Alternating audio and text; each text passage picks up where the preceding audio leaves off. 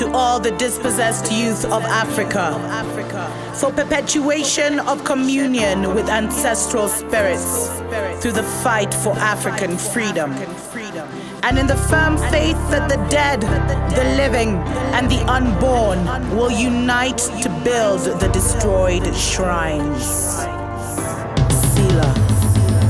Hello and welcome, beloveds, to another episode of Wake Up Africa. My name is Dr. Mumbi Saraki. How you doing? How's everything going? We find ourselves increasingly covering, particular news stories because, beloveds, this is like the end game rollout and we must be aware of everything that's going on. Before I get into this show, thanks to every single person that has subscribed to the channel. Go ahead and subscribe if you haven't already. Definitely consider joining our Patreon family, where we do put some of the videos that we really can put on here. We tried to put one on here the other day and it was quickly taken down. So definitely consider joining our Patreon to see what's really going on, because there's a lot of censorship going on now, beloveds. And really, knowledge, ignorance is not bliss. Knowledge is power. And if you don't have, and our people perish for lack of knowledge. And so that term has to be taken very seriously, but those are definitely stories for other days. So I've gotten several emails from you guys about Israel finally joining the African Union after 2 decades of being kept out and trying to lobby to join as an observer. And so, the irony of the African Union is we have all of these, the whole world is observing. The European Union is observing. The United States is observing. So really, are there really any closed door meetings? Because we know every single government has its moles. I mean, that's just how, the neo-colonial agenda has been able to be rolled out consistently since independence for the last 50 years. But, it was recently announced that Israel will be joining the African Union as an observer state. And the ambassador to Addis Ababa, he submitted the charter, blah, blah, blah. And they had actually enjoyed observer status before, when the African Union was the Organization of African Unity, until about 2002, when, the Organization of African Unity was dissolved and the African Union was created. That's really when they started rolling out the New World Order, because it's all about the European Union, the Americas Union, the Asian Union, to create those super states, and that is the end game plan. That is what they want to call the fully New World Order. But, we must also, pay attention to the fact that Netanyahu, who is no longer the prime minister, but he spent the latter of his 12 years as prime minister prioritizing his relationship with Africa and with different African nations. So he had gone and created individual relationships with every single African nation. And then, it was almost like a walk in when they finally joined the African Union. And the reason they've been kept out of the African Union is because of the African Union stand and Africa's stand in supporting Palestine. I don't know if a lot of you are aware that the Israel was actually supposed to be given land in Uganda.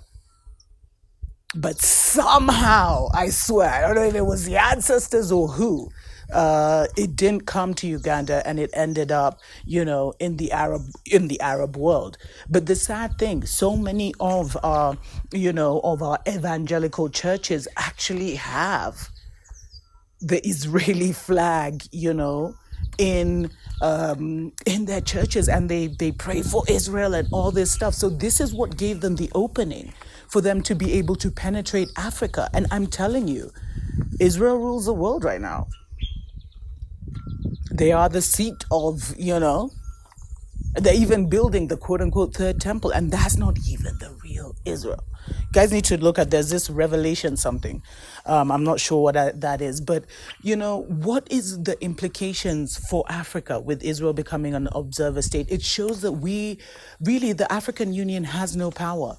Because as I was saying, the reason that many African states didn't want to allow Israel in was because of what they were doing to Palestine. And so for a long time, many African states actually stood with Palestine, and they condemned what was going on, etc., etc.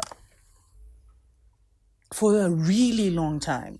And so this just signifies, it shows you, beloveds, that the African Union will not be the vehicle to our liberation. It can't be.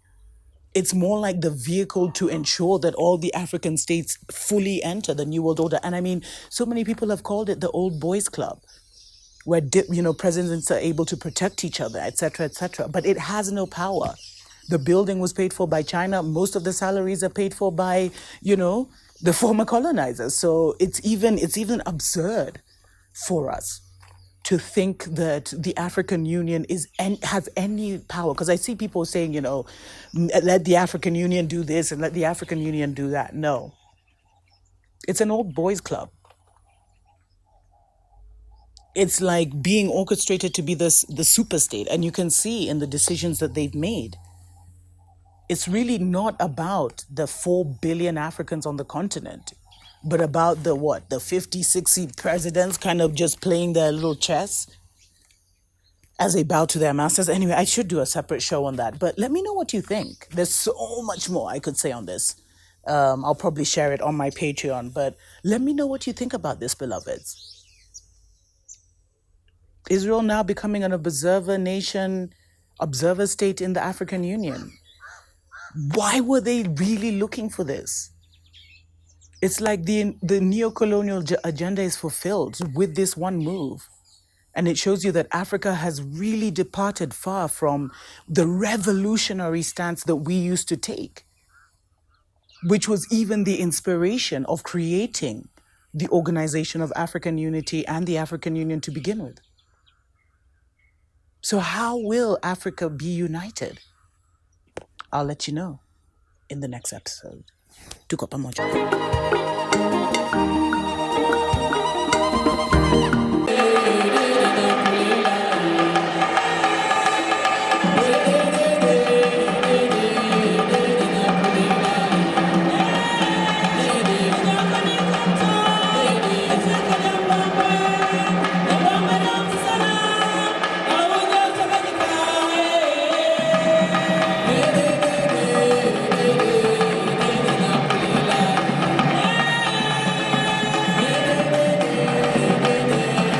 Hello and welcome, family. How you doing? Welcome, welcome, welcome.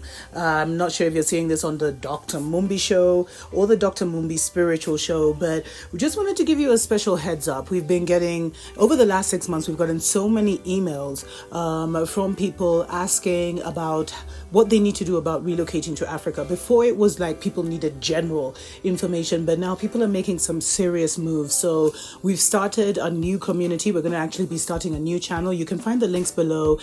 Go ahead and definitely subscribe and hit that notification button so that you find out when we launch our first video. But in case you want to see already, the pre-production stage, find us on Patreon, Karibu Nyumbani. And Karibu Nyumbani basically means welcome home. You can also find the link below. And it's everything you need to know about repatriating to Africa.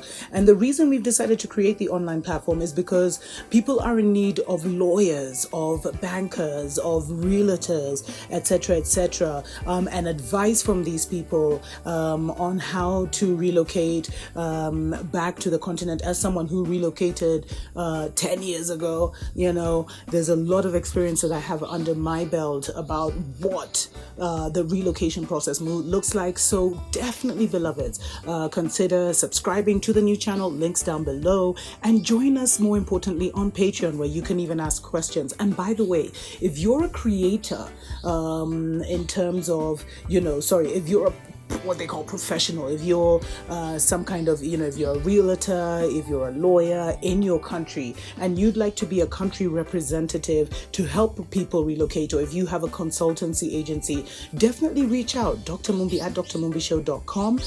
You can also join our Patreon family, where we do have a special section for, local country representatives, where we can be sharing all the information, real estate projects, etc., that you have coming up with our wider family. So happy to be starting this journey with you. We wish all of you the greatest success in returning back home. Karibu Nyumbani.